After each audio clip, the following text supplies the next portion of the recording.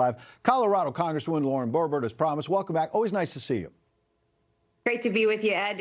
You know, the Democrat motto, you will own nothing and you will be happy. Yes, and I'm sure that doesn't play well in Colorado. It's not going to play well in Texas. It seems like the power of the president's endorsement has never been stronger. We talked to you during that clash in Kentucky, and you made it clear you respect the president. You have principled differences. He now reigns supreme. Kentucky, as I said, Louisiana, Indiana, now Texas. What message is he sending to you and your Republican colleagues? What do you take away? Well, I've never doubted the president's ability to get involved in an election and win. And I think just like we're seeing in other races, Thomas Massie was really a win for the president more than it was Ed Galbraith. Many people still don't know who he is, but they were voting for President Trump. I have voted for President Trump 3 times, and I love that he is cleaning house in some of these other areas. Cassidy had to go. Cornyn had to go. He's cleaning house in the State House in Indiana.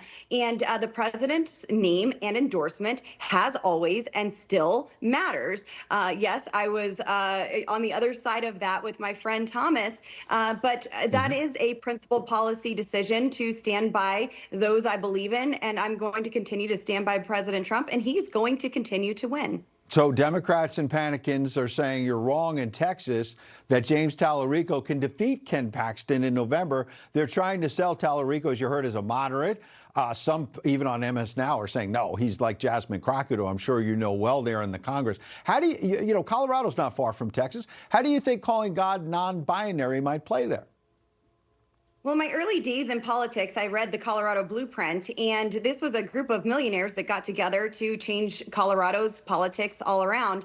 And they said that Colorado was the petri dish for the nation. And if they could do what they wanted in Colorado, which they have, and taken over in super majorities, then they would seek Texas next. But Texas is the Lone Star state, and Texans are proud. James Tallarico said that Jesus and the Bible don't speak on abortion. Well, actually, Jesus Jesus did when he said care for the vulnerable. And the Bible certainly does address murder. In fact, it literally made God's top 10. But it's clear Tallarico's faith is more of a weapon than a guiding principle. His church has books for young children that push transgender ideology and sexual explicit content. And that's not a religion, it's a cult. Just like in Colorado, Texas very much, they would rather castrate bulls than baby boys.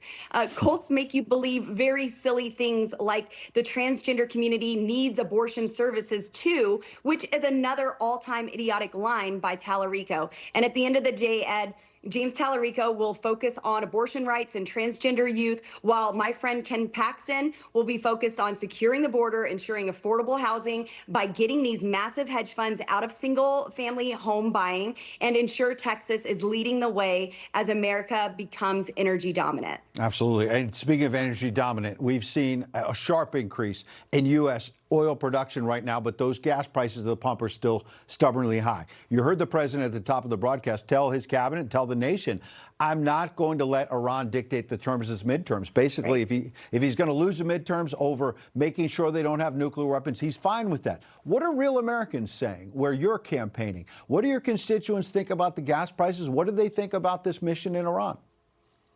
Yes, well, my voters here do care about the midterms because this means the future of our country, the future for our children and our children's children. So I do want to be focused on winning and keeping majorities and having more majorities at local levels. I don't want to see a chairman, Jamie Raskin, over the Judiciary Committee. I do not want to see a Speaker, Hakeem Jeffries, where all they do is impeach President Trump week after week. And the gas prices, that is something that I have constituents calling me on regularly, but many of them are still believing in the president and his plan, that this will go down quickly. And we are focused on energy dominance here. So hopefully that means more jobs, more production, cleaner energy, because no one does it better than we do. And we can still keep our victories as we get through this midterm. All right. Have you talked to the president since the Massey defeat?